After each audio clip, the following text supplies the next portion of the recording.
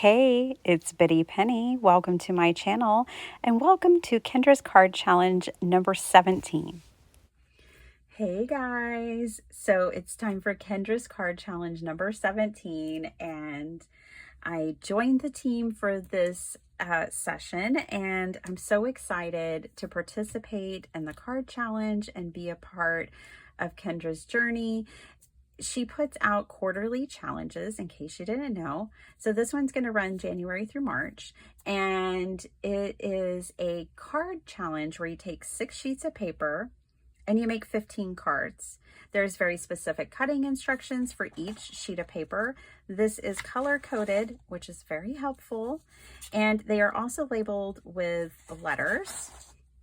And then there's 15 sketches that have all the dimensions and cutting instructions that you need. This is a very social challenge. Lots of people participate, lots of people share, and all the information you need is really jam-packed into this like 7-page document, and it's amazing. So it's got the instructions you need, how to enter to win prizes, because there are so many sponsors and so many prizes. It's going to blow your mind. You can even go on to Kendra's website, kendrascardchallenges.com. You can see a list of the prizes and the sponsors, and you can get social and share your work. Everybody wants to see it. We want to see your challenges. So make sure you connect with Kendra and connect with this challenge. She is on YouTube, Instagram, Facebook, Pinterest, and TikTok. So you know you can find her. And then this back page is also super helpful because it's got the quick card sketch like reference guide. So it tells you each sheet A, B, C through F, and then which cards those pieces go to, which I find this reference guide to be really helpful. It's got the prize sponsors, and I'm honored to be among the list giving away a gift card every month. So definitely gonna have to go and enter for the Kendra's Card Challenges. And over here, it talks about her Patreon. There's lots of tiers. There's even a free tier. And so you can check all of that out. So much information. Kendra has an intro video that you just have to watch. Even if you have participated in the first 16 challenges, I still really think you should go and watch her intro video for this challenge because some things have changed. Some things are new. It's a new year. Why not? So there are some different, details that you might want to pick up.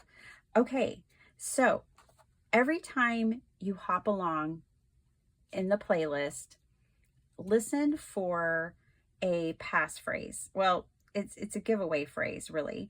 And you will use that giveaway phrase in your entry. So you can enter, there's 15 stops. You can enter 15 different phrases for 15 different chances to win prizes.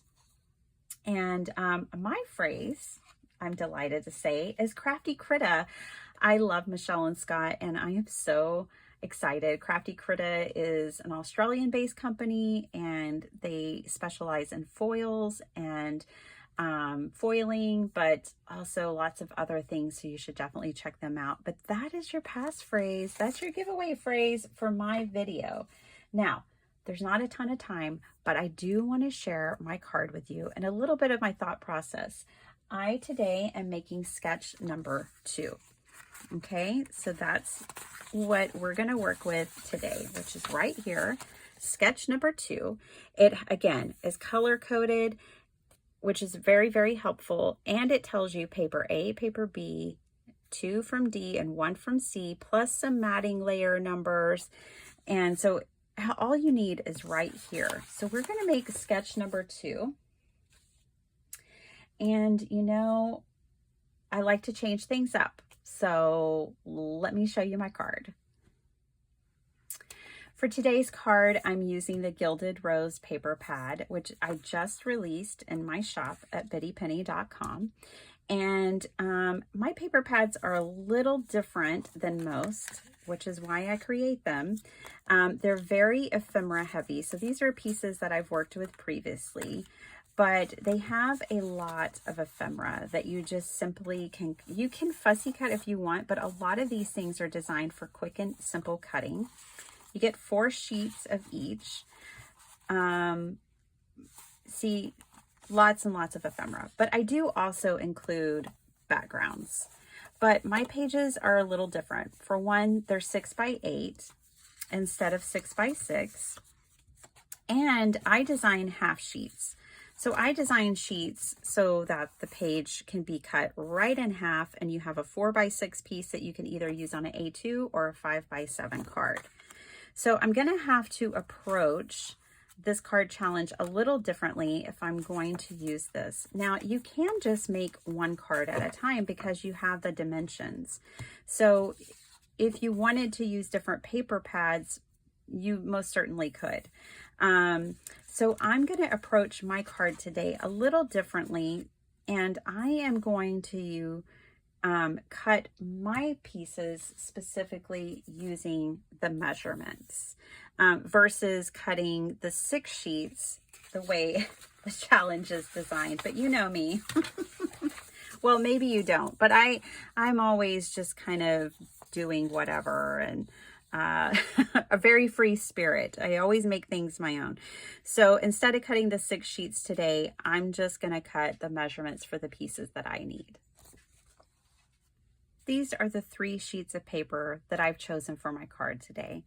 I'm going to use the black and white as my background. I'm going to use this sheet right here for my strips that I'm going to do the paper weaving with. This is a half sheet, but it won't matter because I want some variation anyways, so I'll cut my strips using these. And then I want to use this sheet for my ephemera to decorate and make the focal point of my card. So these 3 sheets are all that I need to make my card today. Okay, so the only dimensions I'm really changing right now is my background for a 5 by 7 card. I'm going to cut off about 3/4 of an inch off each side of this paper.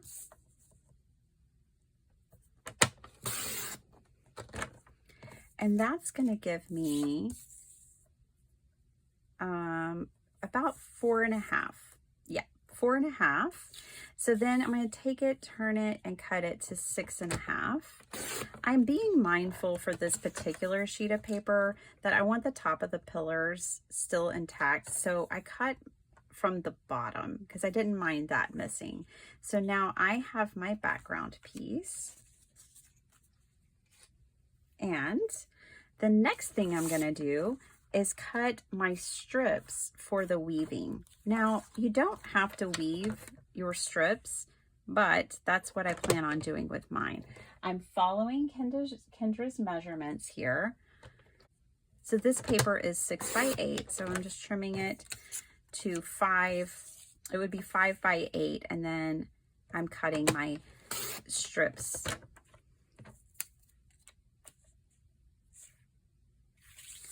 Go from this side on a few.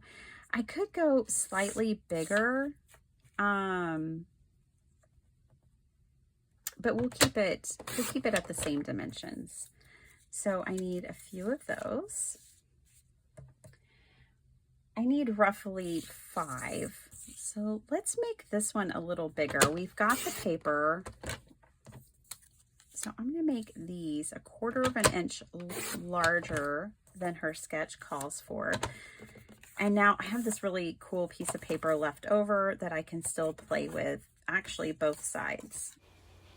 And now I just need to fussy cut my focal points and layer everything up. I have my background glued down to my 5 by 7 card base. I have my 5 strips of paper that I'm going to weave, and these will be anchored up in the top left of the card, just like they are on Kendra's. Now, my strips don't go all the way down to the bottom, and I did cut them so that they extend past the background.